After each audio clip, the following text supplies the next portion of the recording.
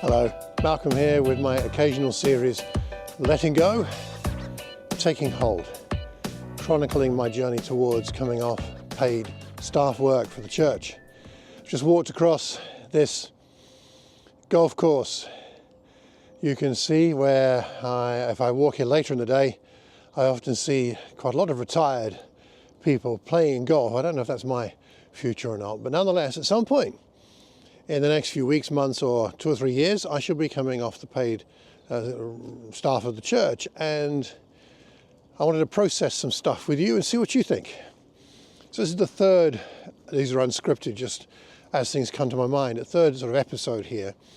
And the thing that's on my mind today is, what's the role of the congregation in helping me make the decision when to come off payroll of the church staff, and how, maybe?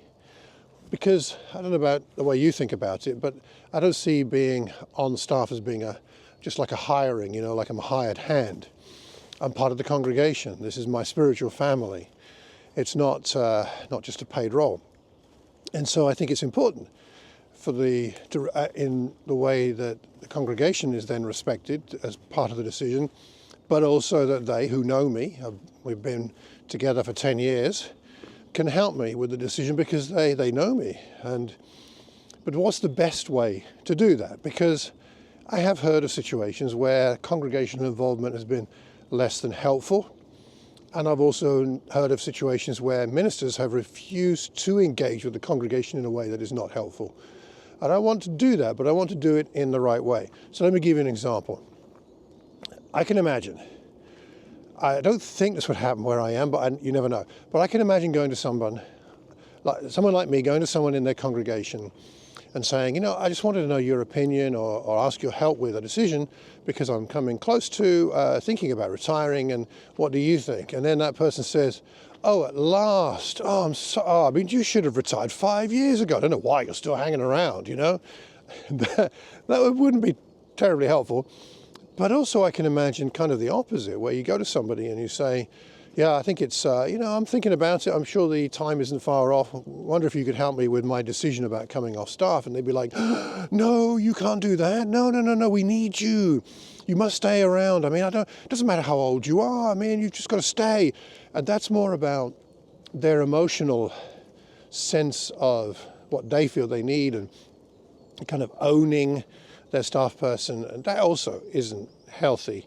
So now there's somewhere in between, of course, isn't there? And it's not that would necessarily happen. But when you ask that kind of question, someone like in my role or my situation, it does create quite a significant sense of vulnerability on my part. But there's also vulnerability for the congregation, because if they are prospectively losing someone, hopefully they cherish and value, and it's not certain what the future is in terms of leadership or staffing, then that's also creating some vulnerability in the congregation. So how do we handle that vulnerability on both sides in a way that honors the congregation, honors the fragility in some ways of the minister's situation, depending on the context, and how do we have those conversations in a healthy way? So, have you seen that done well? If so, what was it about it that went well? If you've seen it go badly, what was it about that you think could have been done better? And if you want to share those thoughts with me, please do. Of course, if it's a bad situation, do anonymize the detail, of course. But share that either on this channel, or you can send me an email via the YouTube channel. You'll find the details there. And I'd like to know what you think and help me out with this. I don't know when I'm coming off church staff, but I am 64 next month, and so it won't be next week, but it won't be in 10 years' time. So got to start thinking about these things in good time, don't we? Well, thanks for listening and watching, and thank you for your thoughts and help. And I'll post another one of these when something else comes to mind, or when I get some responses to these first 3 videos. Till then, take care and God bless.